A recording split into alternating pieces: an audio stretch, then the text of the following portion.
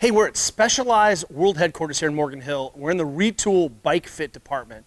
And I was here a little over a year ago, and one of the things that the clever men and women here have discovered is that not everyone has the same width pelvis, right?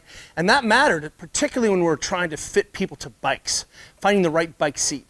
Well, what I thought was, oh, this explains some of the variations we see in people squatting relative to their anthropometry. So you know how we adjust or try to find the full squat depth, right? Which is, hey, can I keep my foot pressure between the ball of my foot and my heel, and can I have full access to this position? Now look, you need to squat here, you might have to pick something up in a strange position, but we're talking about, could I express full range of my hip, full range of my ankle, or if I was falling, could I fall backwards and absorb that force in that position? Do I have full access to my physiology?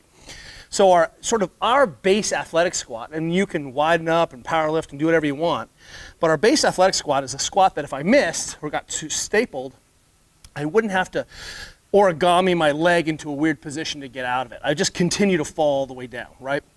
And the idea is, at some point, there's going to be a width where I start to get really stiff in the bottom position, or I start to have to rise up. As my feet go wider, I have to rise up. I don't have any more adductor. And so in order to make this width happen, I have to start to turn my feet out to just deal with what's going on. So with this reference foot position, in this shape, I could jump and apply force power laterally. I could go forward and backwards. But what ends up happening sometimes that gets us confused is that we look at where the knee is relative to the pelvis. And what we think is, well, is that a lot of knee out position? And usually when we're talking and arguing on the internet about what your feet should be doing in your squat, your hips should be doing in the squat, even if my feet turn out, it doesn't necessarily change the orientation of my pelvis in relationship to my knee pelvis sort of alignment. And the reason is that we often don't talk about the architecture of the actual pelvic width.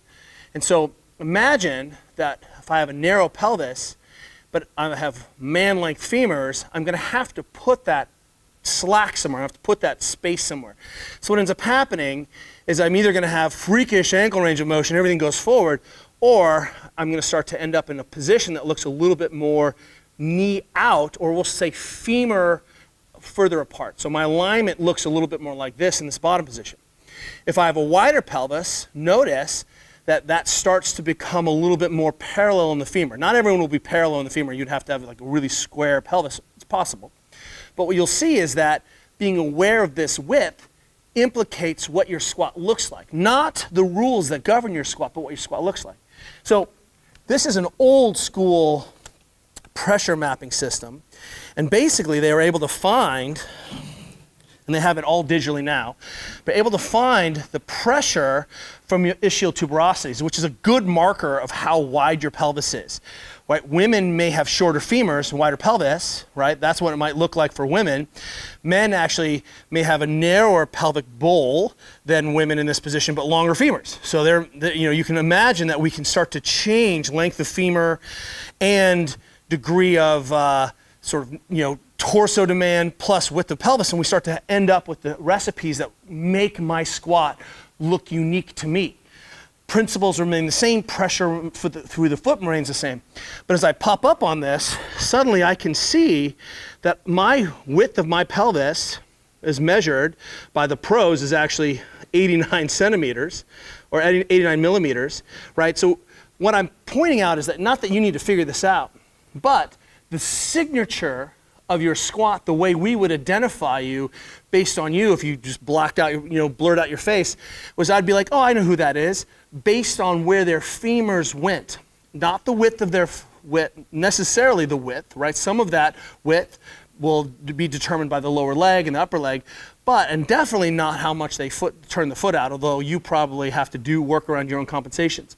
But one of the key signatures of this is torso position, but more importantly, this width of your pelvis. So just food for thought as you're trying to kind of say, well, what is an idealized position? Well, we like a position, again, that allows me to absorb the most force, gives me the most access, gives me the most access to my position.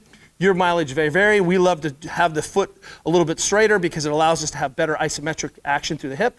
But don't worry so much about where your femur is going. And when you're starting to look at that and understand that there's going to be differences, it may be the width of your pelvis to start.